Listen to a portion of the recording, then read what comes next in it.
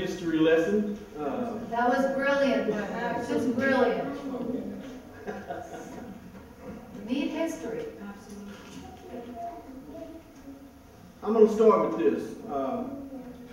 The function of truth is to bring light to the hidden facts, to set them in relation with each other, and make a picture of reality on which humans can act.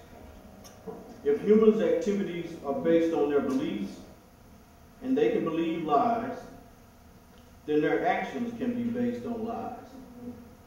Truth transforms humans only when we submit to it. Humans who seek truth cannot resist the need to transform. At some point, everyone will be confronted with the powerful influence of truth. Change in response to truth can occur immediately or over a long and often painful period. Here's a quote from Walter Lippmann, an American writer. It goes like this: "There can be no liberty for a community which lacks the means to detect lies." I am excited about being here. I really appreciate the invitation that was extended to me by Sikivu and the Black Skeptics of Los Angeles. So I had a few moments of maybe I shouldn't go, but that lasted a few moments. So, but I am really glad to be here. I also like to extend appreciation to Pastor Seth and the Zion Hill Baptist Church for having this gathering. The dialogue opportunity is much needed throughout this country. I would love to have this opportunity to sit with clergymen and churches in Houston. The opportunity to be able to exchange these ideas is valuable. I also like to take the opportunity to extend the appreciation to my best friend Joe Sawyer. Stand, Joe. Joe flew in from San Francisco to spend this time with me. I guess he said, "Well, Don, if you can come from Houston, I can come down the coast." So, but I really appreciate it.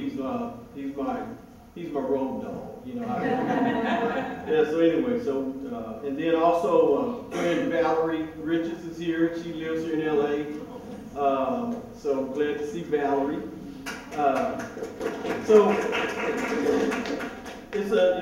I'm really appreciative of the opportunity to come and share my story, my message, my transition. And before I get into that, I'm going to just spend a couple moments on the Day of Solidarity because this is another opportunity that can expand the message of secularism, particularly in the Black community. The Day of Solidarity for Black non-believers is an annual event that I basically came up with last year about this time. And I was thinking through Black history, and it was coming up on Black History Month.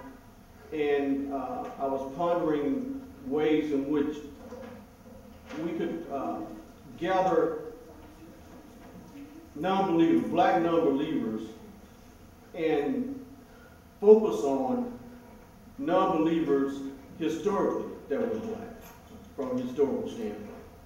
And the other thing that became more prevalent in my thought process was I was realizing that there are a lot of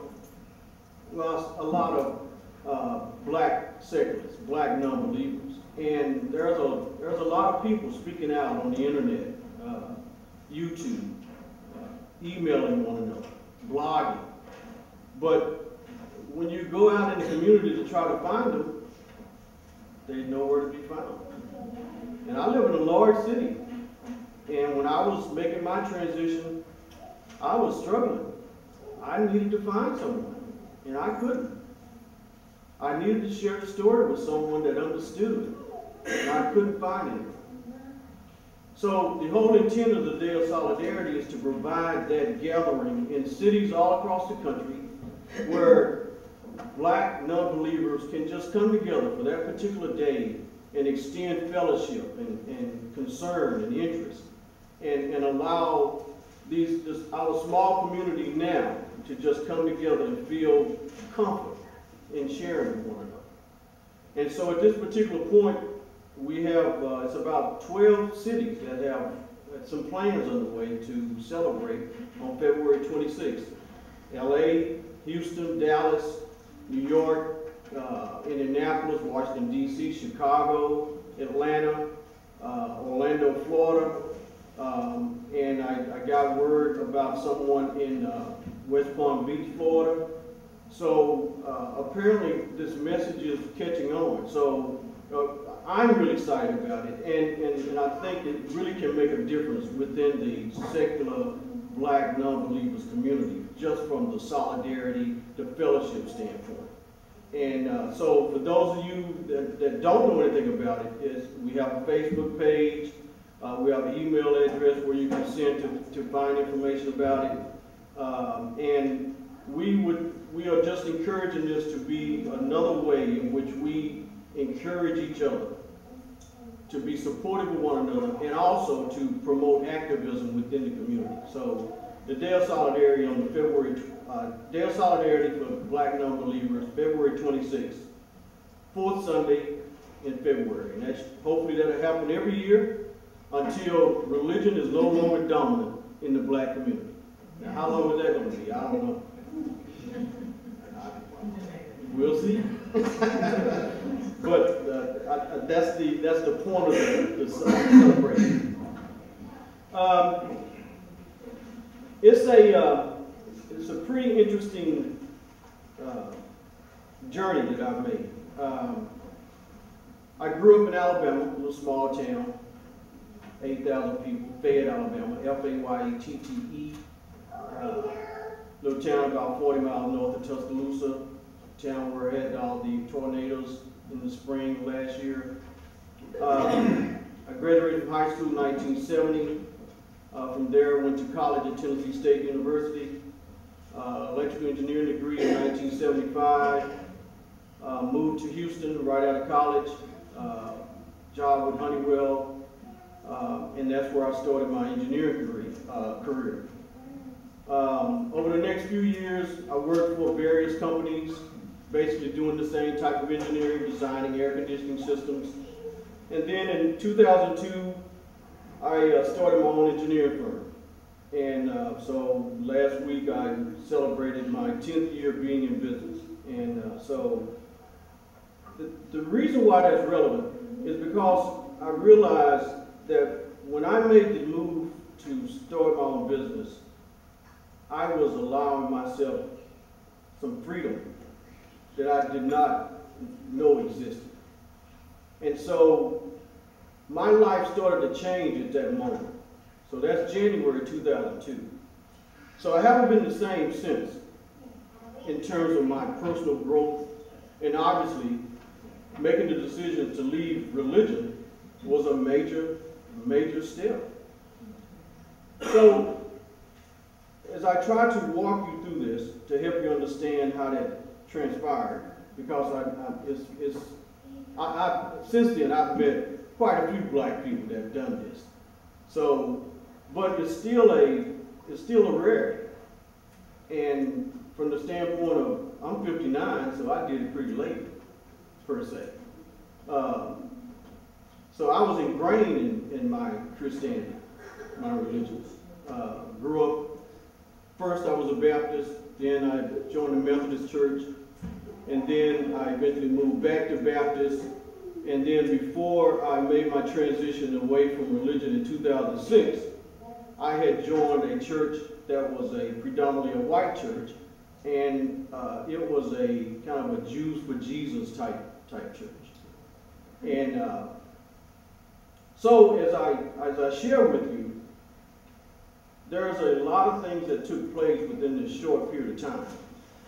And in 2003, as I try to give you a little bit about how this happened, I had always been, as I was involved in my churches, I've always been an active member.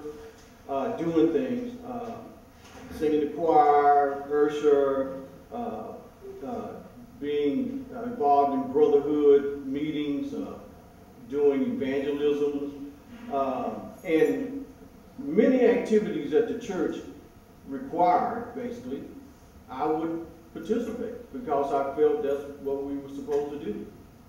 And I was taught that way when I was growing up. My parents were active in church. So if you're going to be part of something, do it. Be visible. Make your mark on it. So that's the way I was at church. So in 2003, even up until this particular time, I had always been somewhat, a little bit disappointed in the behavior of the pastors and preachers. And I was always disturbed when I would see or hear about them doing things that was inappropriate. And I always was concerned about, how do they do this? Why do they do that? And they're not remorseful. They do what they want to do, and then the members sit there and say, well, he's just a man. God will deal with him in his own way. So, but here you got pastors stealing money. You got pastors abusing women. But as a member, you don't think you should hold him accountable? That bothered me. So, between up until 2006, I had been a member of 7 different churches. In 2003, when I left a mega church in Houston. Well, when I made that decision to leave that church, my journey to atheism basically started. Now, it wasn't because I left that church converted me to atheism. When I left the church in 2003, that particular church, it started me on a different journey. And that journey was because it was something that the pastor did that I couldn't handle as a Christian. And that was, he got caught in a homosexual scandal. And it was national news because it's a big church in Houston. So, we had a, pardon? It says rapid, right? Right. I would expect you to know that, right? I didn't hear it. Right. No, that's just the pastor. That's the pastor they're talking about. Oh, okay. So, church had a big meeting about it because we was trying to figure out what are we going to do about this. Huge meeting. I mean, I hadn't seen that many people in the church before. But so we had to vote on this. One of the most significant things that took place during that meeting was this. People are giving their explanation as to why they think he should go or why he should leave. And one of the members stood up and explained why she thought that the pastor needed to leave. And so she read scriptures from the Bible. Well, there were echoes amongst the members that says, we don't want to hear that. We're in the church, God's place, His Son, Jesus Christ, and you don't want to hear the word? I was very startled, disappointed, and I started to realize, maybe this is not the place for me. Then we had to vote, and I voted that he should go because I was a deacon at that particular church. I wasn't a deacon at that time, but I had been a deacon at that particular church. And there were some other things that he had done that disappointed me to cause me to change my mind about wanting to be a deacon. And I won't reveal those tonight. But I realized that there were some things about this particular pastor that I didn't agree with anyway. And so for him to be blatant with this unacceptable behavior was unacceptable. So myself and my wife, we certainly voted that he should leave. But he won out in terms of being able to stay by a short margin. The membership voted for him to remain. So in the process, as we leaving the church after that meeting, I told my wife, we got to go. We're not coming back. So we left that church that night, never went back. And so the decision was made. I told my wife that we're gonna find a church, and we're gonna find a better place than this. And we're gonna make sure that the place that we go next time is gonna be a place that really teaches the word. And I don't care if they got a choir or not. They don't have to sing. I just want to know that they're teaching the word properly. Now, what was taking place is that I was being motivated and I was being driven to move myself into a different posture with Christianity and religion. And what was taking place is that I was determined to start understanding this religion. I made a point to start studying, self-study. I went to a Bible college. I bought all the translations of the different Bibles, different versions. Everything that was out there that we had seen or I had ever heard of, I bought. Because I was going to make a comparison between this scripture, and that scripture, in terms of how those translations were being read. I bought commentaries. I bought encyclopedias. I bought atlases. So I had developed this commitment to a way where I never would have thought that would have happened.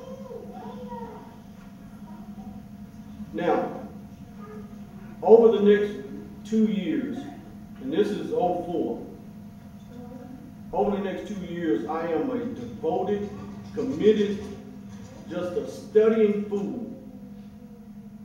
Up all times of night, reading, learning, understanding what this word says, how we're supposed to be living as a Christian, what we're supposed to be understanding from the Bible.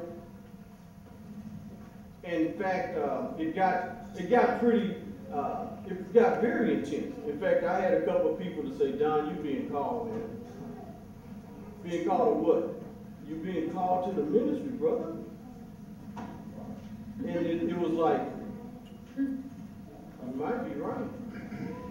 Because I started thinking, this has got to be God that's giving me clarity about the understanding of these scriptures. That's got to be God. So maybe I am supposed to preach. Well, I'm glad I didn't, but that didn't take place. I mean, that's based on my attitude right now. So the next year, I am this. I'm a devout Christian. I am listening to my Christian radio station every day. I got my morning devotion going. I'm seeing a different walk. I'm talking differently. I'm communicating with preachers differently. And it was all about a commitment to this religion and Christianity and the Bible. Now, what changed? Well, what changed is this. I kept studying. I kept reading. And what happened, I found some information about Paul. The Apostle Paul. And it pricked my curiosity about where did he come from? That's right. How did he become so dominant in the Christian religion? Why does he have so many writings in the Bible? How did Paul become an apostle? So now I'm studying this stuff, and I'm trying to understand, well, they quote Paul more than they do Jesus. So I studied Paul for over 6 months. And I started to understand, I don't respect Paul. Paul, nothing but an imposter, self-appointed apostle, developed his own attitudes about Jesus, made up a lot of stuff about Jesus, never saw the man, and then don't tell you everything about it. Don't ever tell you where he's been on the cross or nothing like that. None of his writings refer to that. So he's, as far as I'm concerned, he's a major imposter. May not even existed. So here I am coming to this conclusion. Then I move to the next phase. Then I start seeing that, well, you know what? Maybe I should forget everything in the New Testament and just focus on the Gospels. Yeah. Matthew, Mark, Luke, and John. Can you, and this is the good part here, can you tie it up in about the next 2-3 minutes? And then, because we want to be sure we have time for a little dialogue. Okay. All right. All right. Now, what is happening here is that I'm moving into a very studious, scholarly perspective on my religion. Okay? So now I have a whole lot of questions. A lot of questions. These questions are not answered in the Bible. Then I get introduced to all the contradictions. And that's unacceptable. How old are you at this time, sir? This is, 2006. I mean, what year was it? This was 05, 04, something like that. I Yes. understand what the timeline. So, by this particular time, I'm already studying W.B. Du Bois. I'm studying Ingersoll. I'm studying Bertrand Russell. So I've gotten exposed to some different perspectives now. And then I read The Age of Reason by Thomas Paine. Yes. And that was it. That was the nail. That was what sealed it for me. I cried 2 nights after reading that, because he had exposed religion and Christianity to a way that no way I could have ever anticipated. And I was deeply hurt, because now my life stance, my whole concept about life was being shaken. But I saw it as truth. So when I see it as truth, I move on truth. I walked away from religion at that particular time, and that was September of 06. I haven't been back to church since. And in a place like this, other than a funeral or a wedding, I have no intentions of going back. So at that particular point, I moved to being an agnostic, because I wasn't quite sure about the God thing anymore. But over the next couple of years, I was safely comfortable in saying that I'm an atheist. So I'm an atheist humanist now. Atheism only means that I have no need or no belief in God. Humanism defines my concept in relationship with my fellow human beings. Okay, so now that's the position that I take. I move to that, and I'm comfortable with that. Thus, I had to write the book. So the book becomes my journey. It talks about those things, what influenced me, and it gives more pointed information about the things that I did and how it happened. So that was 06. Pardon? The name of your book. The only prayer I'll ever pray. I cannot hear. The only prayer I'll ever pray. Let my people go. Okay.